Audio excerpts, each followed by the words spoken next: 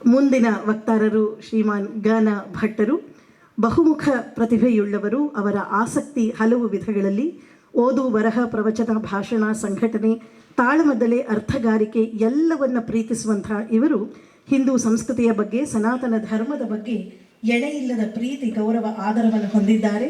ಸಂಸ್ಕೃತ, ವೇದ, ಉಪನಿಷತ್ತು, ರಾಮಾಯಣ, ಭಾರತ, ಭಾಗವತ, ಗೀತಾದಿ ಆರ್ಷ ಸಾಹಿತ್ಯಗಳಲ್ಲಿ ಅಪಾರ ಪರಿಶ್ರಮ, ಎಲ್ಲವನ್ನ ಸಾಧಿಸಬೇಕೆಂಬ ತುಡಿತ, ಜೊತೆಗೆ ಆಧುನಿಕ ಮೌಲಿಕ ಸಾಹಿತ್ಯದ ಬಗ್ಗೆ ಅಪಾರ ಪ್ರೀತಿ, ಉತ್ಸಾಹಗಳು, ಸಮಕಾಲೀನ ಸುದ್ದಿ ಸಂಗತಿಗಳ ಬಗ್ಗೆ ಜಾಗೃತ ಮನೋಭಾವ ಅವರದ್ದು. ಮಾತು ಮರ್ದಲೆಯ ನಾದವನ್ನು ಆಲಿಸೋಣ. ವೇದಿಕೆಯ ಈ ಭಾಗಕ್ಕೆ ಅವರನ್ನು ಗೌರವದಿಂದ ಬರಮಾಡಿಕೊಳ್ತಿದ್ದೇವೆ. ಸಭಾಕಲ್ಪತರುಂ ವಂದೇ ವೇದ ಶಾಖೋಪಜೀವಿನಂ ಶಾಸ್ತ್ರಪುಷ್ಪ ಸಮಾಯುಕ್ತಂ ವಿದ್ವದ್ ಭ್ರಮರ ಶೋಭಿತಂ ಷಡ್ದರ್ಶನೀಯ ಪರಿಜ್ಞಾನ ಪಂಡಿತೈರಿವ ಮಂಡಿತೈಃ ಸ್ತಂಭೈಶ್ಚಿತ್ರವಿತಾನೈಶ್ಚ ಸಭಾಕಿ ಮಮ ಭಾಸತೆ.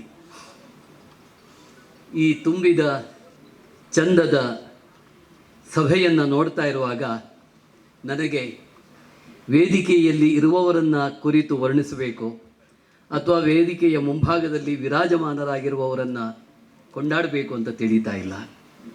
ಸತ್ಯನಾರಾಯಣ ಆಚಾರ್ಯರು ಪ್ರವಚನ ಪಟುಗಳು, ಪೂರ್ಣಪ್ರಜ್ಞ ವಿದ್ಯಾಪೀಠದ ಪ್ರಾಂಶುಪಾಲರು ಕೂಡ.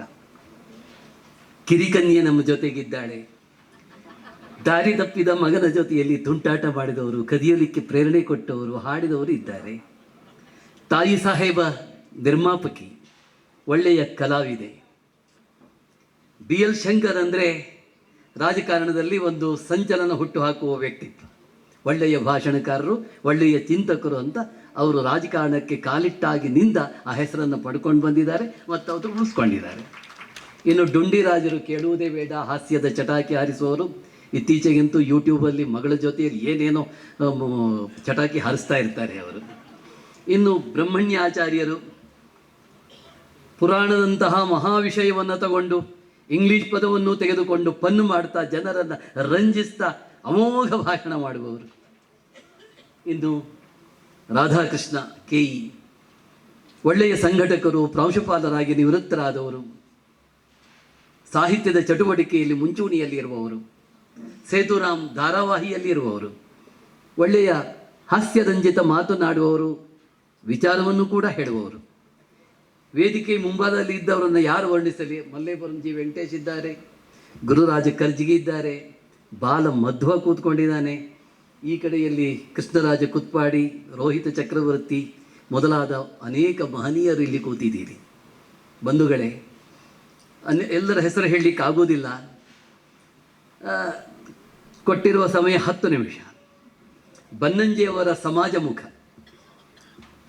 ನಿನ್ನೆ ಇವತ್ತು ಬೆಳಗಿನವರೆಗೆ ಪರ್ಟಿಕ್ಯುಲರ್ ಮ್ಯಾಟರನ್ನು ಕೊಟ್ಟು ವೀಣಾ ಅವರು ವಿದ್ವಾಂಸರಿಂದ ಮಾತನಾಡಿಸಿದ್ದಾರೆ. ಬನ್ನಂಜಿಯವರ ವಿದ್ವತ್ತು, ವೈದುಷ್ಯದ ಬಗ್ಗೆ ಬೇಕಾದಷ್ಟು ಉಪನಿಷತ್ತು, ರಾಮಾಯಣ, ಭಾರತ ಎಲ್ಲದರ ಬಗ್ಗೆಯೂ ಬಂದಿದೆ. ಆದರೆ ನಾನು ಈಗ ಅವರ ಸಮಾಜ ಮುಖದ ಬಗ್ಗೆ ಹೇಳಲಿಕ್ಕೆ ಇಷ್ಟಪಡ್ತೇನೆ. ಬಹಳ ವಿವರಣೆ ಕೊಡಲಿಕ್ಕೆ ನಾನು ಹೋಗುವುದಿಲ್ಲ. ಬನ್ನಂಜಿಯವರು ಮಾಡಿದ ಬಹುದೊಡ್ಡ ಕೆಲಸ ಅಂತಂದರೆ, ಬಹುದೊಡ್ಡ ಉಪಕಾರ ಅಂತಂದರೆ, ಪ್ರಾಚೀನ ವಿದ್ಯೆಯ ಮೈ ಮೇಲೆ ನೂರಾರು ವರ್ಷಗಳಿಂದ ಕೂತ್ಕೊಂಡಿದ್ದ ಧೂಳು ಕೊಳೆಗಳನ್ನು ತೊಡೆದು ಹಾಕಿದರು.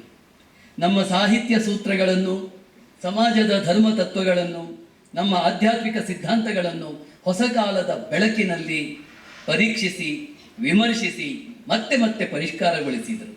ನಮ್ಮ ಶಾಸ್ತ್ರ ಸಾಹಿತ್ಯಗಳಲ್ಲಿ ಹೊಸ ಹೊಸ ಬುದ್ಧಿ ಪ್ರಕಾಶಗಳನ್ನು ಹೇಗೆ ಉತ್ಪತ್ತಿ ಮಾಡಬೇಕು ಅಂತ ಅವರು ತೋರಿಸಿಕೊಟ್ರು.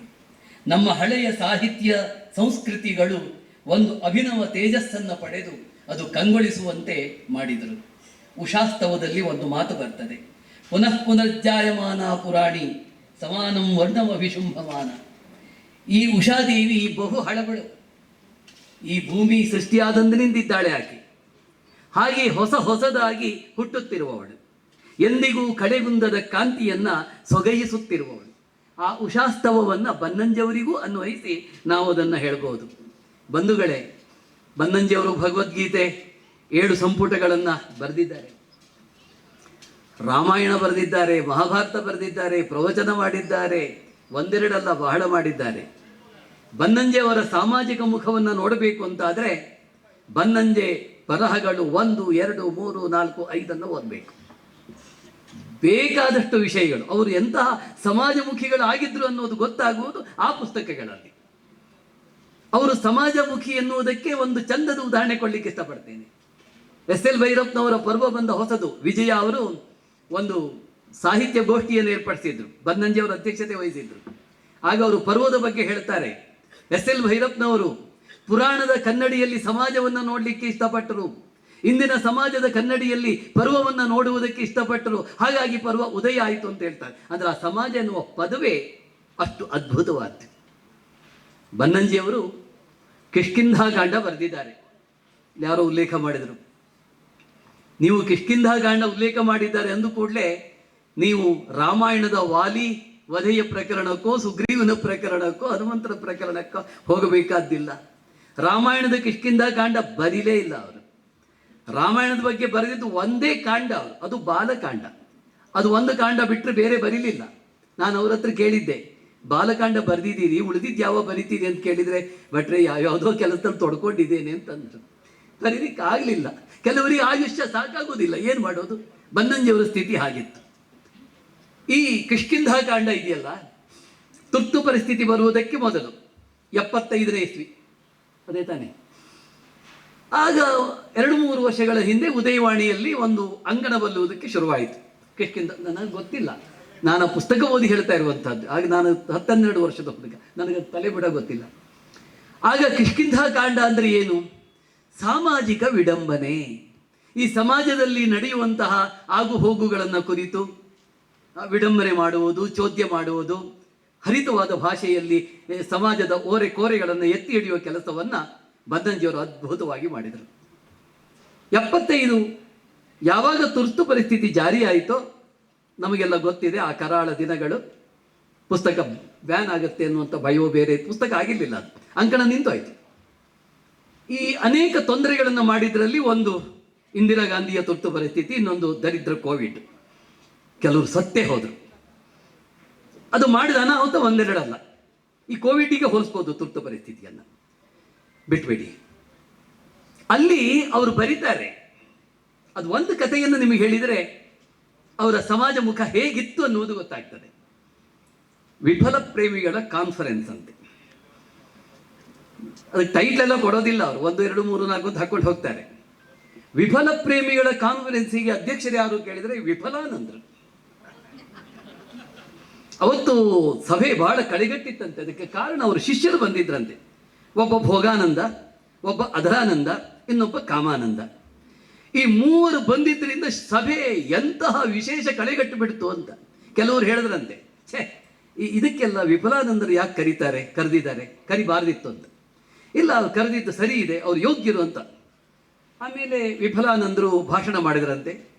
2 ಜೀವಗಳು ಒಟ್ಟಾಗಬೇಕು ಅಂತಾದರೆ ನಾವು ಪ್ರೇಮಿಸಬೇಕು. ನಾವು ಪ್ರೇಮಿಸದೇ ಇರುವುದಕ್ಕೆ ಆಗೋದಿಲ್ಲ. ಒಂದು 2-3 ಮಾತು ಹೇಳಿ ಅವರು ಕೂತ್ಕೊಂಡು ಬಿಡ್ತಾರೆ. ಈ ವಿಫಲಾನಂದರು ಏನು ಬೇಕಾದರೂ ಕೊಡ್ತಾರಂತೆ, ಅವರು ಶಿಷ್ಯರು ಕೂಡ ಕೊಡ್ತಾರಂತೆ. ಕಾಮಾನಂದರು ಕಾಮವನ್ನು ಕೊಡ್ತಾರಂತೆ, ಅಧರಾನಂದರು ಅಧರವನ್ನು ಕೊಡ್ತಾರಂತೆ. ಇದು ಭಾಳ ಚೆನ್ನಾಗಿ ಬರೀತಾರೆ ಅವರು. ಆ ಶಬ್ದವನ್ನು ನೋಡಬೇಕು ನೀವು ಅವರನ್ನು. ಆಮೇಲೆ ಅಲ್ಲಿ ಪ್ರದರ್ಶನಕ್ಕೆ ಕೆಲವು ಲವ್ ಲೆಟರ್ಸ್ ಅನ್ನು ಇಟ್ಟಿದ್ರಂತೆ. ಈ ಹೈಸ್ಕೂಲ್ ಮಕ್ಕಳು, ಕಾಲೇಜ್ ಮಕ್ಕಳು ಅವರೆಲ್ಲ ಲವ್ ಲೆಟ್ರ್ ಬರೆದಿದ್ರಂತೆ. ಆ ಲವ್ ಲೆಟ್ರಲ್ಲಿ ಒಂದು ಮಾದರಿಗಾಗಿಟ್ಟಿದ್ದು, ಒಬ್ಬ ಹುಡುಗ ಬರೀತಾನೆ, ನಾನು ಪೆನ್ ಆದರೆ ನೀನು ಶಾಯಿ, ನಾನು ಮುಖವಾದರೆ ನೀನು ಬಾಯಿ, ಹೀಗೆ ಬರೀತಾರೆ ಅವರು. ಆಮೇಲೆ ನಾನು ನಿನ್ನ ಒಪ್ಪಿಗೆಗಾಗಿ ಕಾಯ್ತಾ ಇದ್ದೇನೆ ನಿನ್ನ ಚರಣ ಸೇವಕ ಅಂತ ಬರೀತಾರೆ. ಅಂದರೆ ಆ ವಿಫಲ ಕಾನ್ಫರೆನ್ಸ್ ಇದೆಯಲ್ಲ, ಕೊನೆಗೆ ಮುಕ್ತಾಯಗೊಳ್ತದೆ. ಮುಕ್ತಾಯಗೊಂಡ ಮೇಲೆ ಅವರು ಹೇಳ್ತಾರೆ, ಅಧ್ಯಕ್ಷ ಭಾಷಣದಲ್ಲಿ ಬಂದು ಅದು ಅವರು ಕೊನೆಗೆ ಉಪಸಂಹಾರ ಮಾಡುವುದು. ಯಾರೂ ಕೂಡ ಸೀರಿಯಸ್ ಆಗಿ ಲವ್ ಮಾಡಬೇಡಿ, ಪ್ರೀತಿಸಬೇಡಿ, ಪ್ರೇಮ ಮಾಡಬೇಡಿ, ಲೈಟಾಗಿ ಮಾಡಿ. ನಾವು ಎಲ್ಲಿಂದಲೋ ಬರ್ತೇವೆ, ಎಲ್ಲಿಂದಲೋ ಹೋಗ್ತೇವೆ, ಇವತ್ತು ಒಟ್ಟುಗೂಡ್ತೇವೆ, ನಾಳೆ ಅಗಲ್ತೇವೆ ಅಂತ ಹೇಳಿದ್ರಂತೆ. ನಾವು ಎಲ್ಲಿಂದಲೋ ಬರ್ತೇವೆ, ಎಲ್ಲಿಂದಲೋ ಅಗಲ್ತೇವೆ ಅಂತ ಹೇಳುವಾಗ ಅವರು ರಾಮಾಯಣಕ್ಕೆ ಹೋಗ್ತಾರೆ. ಶ್ರೀರಾಮಚಂದ್ರ ಭರತನಿಗೆ ಉಪದೇಶ ಮಾಡಿದ್ದನ್ನು ತರ್ತಾರೆ. ಯಥಾ ಕಾಷ್ಠಂಚ ಒಂದು ಶ್ಲೋಕ ಬರ್ತದೆ, ಬಹಳ ಅದ್ಭುತವಾದಂತಹ ಶ್ಲೋಕ ಅದು.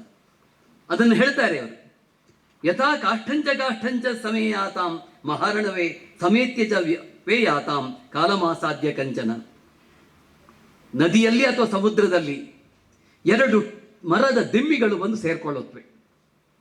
ಯಾವುದೋ ಒಂದು ಪ್ರವಾಹ ಆ ಎರಡು ದಿಮ್ಮಿಗಳನ್ನು ತಂದು ಸೇರಿಸುತ್ತೆ.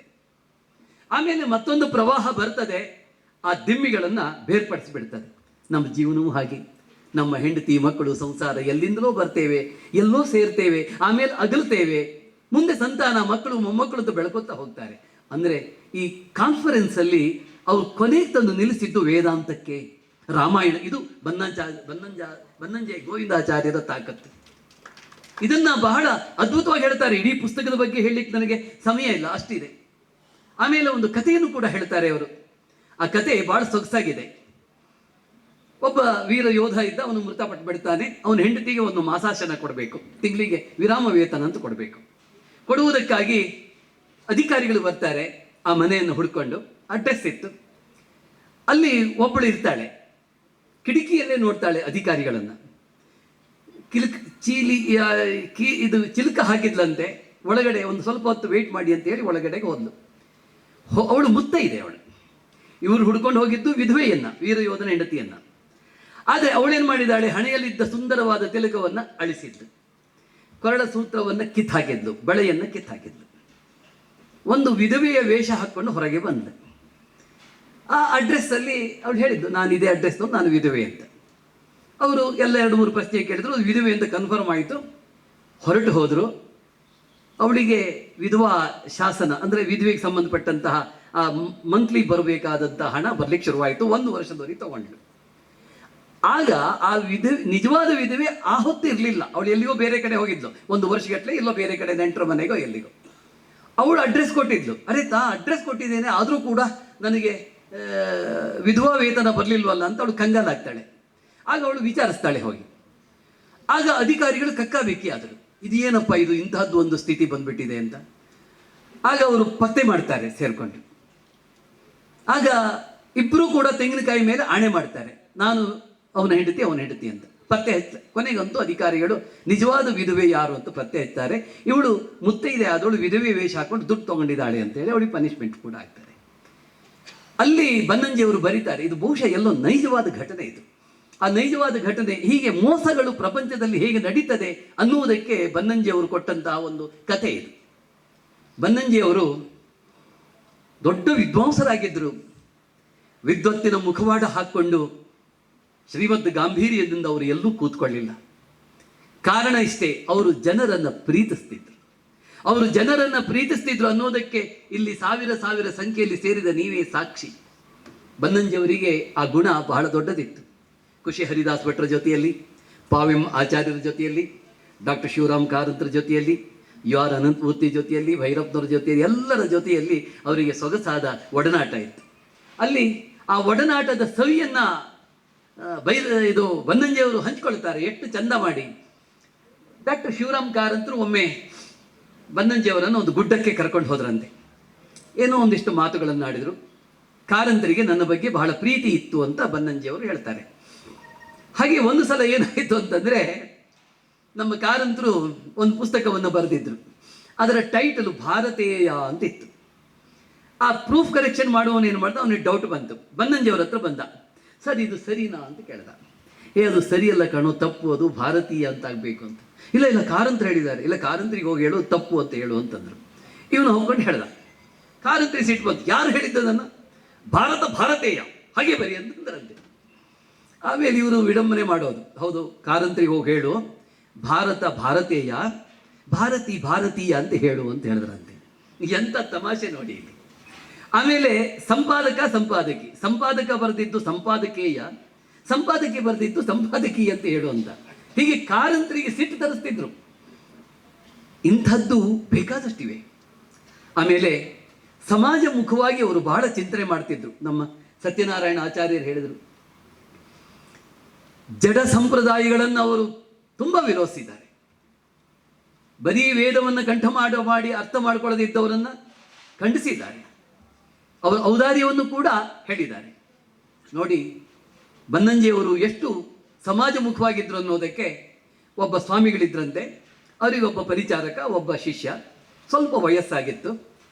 ಆಚಾರ್ಯರು ಸ್ವಾಮಿಗಳು ಬೇರೆ ಕಡೆ ಹೋಗ್ತಾ ಇದ್ರು. ಆಯ್ತು, ಬೇರೆ ಕಡೆ ಹೋಗುವಾಗ ಅವ್ರು ಹೇಳಿದ್ರಂತೆ, ನಾನು ಈಗ ಸ್ವಾಮಿಗಳ ಜೊತೆಯಲ್ಲಿ ಹೋಗಬೇಕು, ಅದು ಗಡಿಬಿಡಿಯಲ್ಲಿ ಸ್ನಾನ ಮಾಡೋಕ್ಕಾಗಲ್ಲ, ನಾಮ ಹಾಕ್ಕೊಂಡ್ರೆ ಸಾಕು, ಮಡಿ ಉಟ್ಕೊಂಡ್ರೆ ಸಾಕು, ಆಮೇಲೆ ನಾಮ ಹಾಕ್ಕೊಂಡ್ರಾಯ್ತು ಅಂತ ಬನ್ನಂಜಿಯವ್ರ ಹತ್ರ ಹೇಳಿದ್ರಂತೆ. ಬನ್ನಂಜಿಯವರಿಗೆ ಭಾಳ ಬೇಸರ ಆಯಿತು. ಎಂತಹ ಹೊಲಸು ಜನ ಇವರು, ಎಷ್ಟು ಅಸಹ್ಯವಾಗಿ ಥಿಂಕ್ ಮಾಡ್ತಾರೆ. ಮಡಿ ಆಮೇಲೆ, ಸ್ನಾನ ಆಮೇಲೆ, ಆಕಾರ ಮಾತ್ರ ಬೇಕು, ಆಚಾರ ಬೇಡ ಅಂತೇಳಿ. ಇಂಥದ್ದು ಬಹಳ ಇದೆ. ಅವರು ಮಡಿಯ ಬಗ್ಗೆ, ಗರುಡ ಪುರಾಣದ ಬಗ್ಗೆ ಎಲ್ಲವನ್ನು ಕಠೋರವಾಗಿ ಹೇಳಿದ್ದಾರೆ. ಗರುಡ ಪುರಾಣ ಯಾರು ಇದ್ದಾಗ ಓದಬಾರದು ಅಂತ ಒಂದು ತಪ್ಪು ಕಲ್ಪನೆ ಮನೆಯಲ್ಲಿ. ಬನ್ನಂಜಿಯವರು ತಾಯಿಯೇ ಕೇಳ್ತಾರೆ, ಏನು ಮಗು ಗರುಡ ಪುರಾಣ ಓದ್ತಾ ಇದ್ದೀಯ ಅಂತ. ಆಗ ಆ ಕಂಪ್ಲೇಂಟನ್ನು ತಂದೆ ಹತ್ರ ತೊಗೊಂಡು ಹೋಗ್ತಾರೆ ಅವರು. ಆಗ ಬನ್ನಂಜಿಯವ್ರ ತಂದೆ ಹೇಳ್ತಾರೆ, ಈಗ ಓದಿದ್ರೆ ಸತ್ತ ಮೇಲೆ ಓದಲಿಕ್ಕಾಗ್ತದಾ, ಓದ್ಲಿ ಅವನು ಅಂತ ಹೇಳಿದ್ರಂತೆ. ಬನ್ನಂಜಿಯವರು ಕ್ರಾಂತಿಕಾರಕ ಮನೋಭಾವದವರಾಗಿದ್ದರು, ಬಂಡೇಳುವವರಾಗಿದ್ದರು. ಅದನ್ನು ಸಹಿತ ಇರೋದರಿಂದಲೇ ಅವರು ಟೀ ಶರ್ಟ್ ಹಾಕ್ತಿದ್ರು, ನಾಮವನ್ನು ಹಾಕ್ತಿರ್ಲಿಲ್ಲ. ಕೆಲವೊಮ್ಮೆ ಸಿಗರೇಟ್ ಸೇರ್ತಿದ್ರು. ನೋಡಿ, ಅವರು ಆಧುನಿಕವಾಗಿ ಕಾಣಿಸ್ಕೊಳ್ತಿದ್ರು. ಅಲ್ಲಿ ಪ್ರದರ್ಶನಕ್ಕೆ ಇಟ್ಟಿದ್ದಾರೆ ಬನ್ನಂಜಿಯವರ ಎಷ್ಟೊಂದು ಟೀ ಶರ್ಟ್ಗಳಿವೆ ಅಲ್ಲಿ ಹೊರಗಡೆಗೆ. ಚಂದದ ಟೀ ಶರ್ಟ್, ನನಗೊಂದು ಎತ್ಕೊಂಡು ಹೋಗೋಣ ಅಂತ ಕಾಣುತ್ತೆ, ಅಷ್ಟು ಚಂದದ ಟೀ ಶರ್ಟ್. ಅಂದರೆ ಆಧುನಿಕವಾಗಿಯೂ ಇದ್ದರು, ಸಾಂಪ್ರದಾಯಿಕವಾಗಿಯೂ ಇದ್ದರು. ಅವರನ್ನು ಅರ್ಥ ಮಾಡಿಕೊಳ್ಳುವುದು ಅಷ್ಟು ಸುಲಭ ಆಗಿರಲಿಲ್ಲ. ಅವರ ಸಾಮಾಜಿಕ ಮುಖದ ಬಗ್ಗೆ ತುಂಬ ಹೇಳುವ ವಿಚಾರಗಳು ಇವೆ. ಇರುವ ಸಮಯದಲ್ಲಿ ಏನೋ ಒಂಚೂರು ಹೇಳಿದ್ದೇನೆ, ಸಮಯ ನನಗೆ ಸಾಕಾಗೋದಿಲ್ಲ ಅನ್ನೋದು ನನ್ನ ಮೇಲೆ ಇರುವ ದೊಡ್ಡ ಕಂಪ್ಲೇಂಟು. ಅದು ಏನೂ ಮಾಡೋಕ್ಕಾಗಲ್ಲ. ಬಂಧುಗಳೇ, ವೀಣಾ ಅವರು ತಮ್ಮ ತಂದೆಯ ಬಗ್ಗೆ ಇಷ್ಟೊಂದು ಮುತುವರ್ಜಿ ವಹಿಸಿ 30 ಕಾರ್ಯಕ್ರಮಗಳನ್ನು ಮಾಡಿ ಈಗ ಸಮಾರೋಪ ಸಮಾರಂಭಕ್ಕೆ ಬಂದು ನಿಂತಿದ್ದಾರೆ. 2ನೇ ದಿನ ಕಳೀತಾ ಇದೆ. ಅವರಿಗಿರುವ ಅವರ ಅಕ್ಕ, ತಂಗಿ ಕವಿತಾ, ಇನ್ನೂ ಅನೇಕರು ಭಾಳ ಮಂದಿ ಇದ್ದಾರೆ, ಮಲ್ಲೇಪುರಂ, ಇವರೆಲ್ಲ ಇದ್ದಾರೆ. ಇವರೆಲ್ಲ ಸೇರಿ ಇದನ್ನು ಒಂದು ರಾಷ್ಟ್ರೀಯ ಉತ್ಸವ ಅನ್ನುವ ರೀತಿಯಲ್ಲಿ ಮಾಡ್ತಾ ಇದ್ದಾರಲ್ಲ, ಅದು ಬಹಳ ದೊಡ್ಡದು. ಅವರಿಗೆ ಸಕಲ ಶ್ರೇಯಸ್ಸು ಒದಗಲಿ ಅಂತ ಹೇಳ್ತಾ ನನ್ನ ಮಾತುಗಳನ್ನು ಮುಗಿಸ್ತೇನೆ. ಶ್ರೀಯುತ ಗಾನ ಭಟ್ಟರ ಘನ ಮಾತುಗಳನ್ನು ಆಲಿಸಿದ್ದೇವೆ. ಅವರಿಗೆ ಅನಂತ ಧನ್ಯವಾದಗಳನ್ನು ಪ್ರತಿಷ್ಠಾನದ ಪರವಾಗಿ ತಿಳಿಸ್ತಿದ್ದೇವೆ.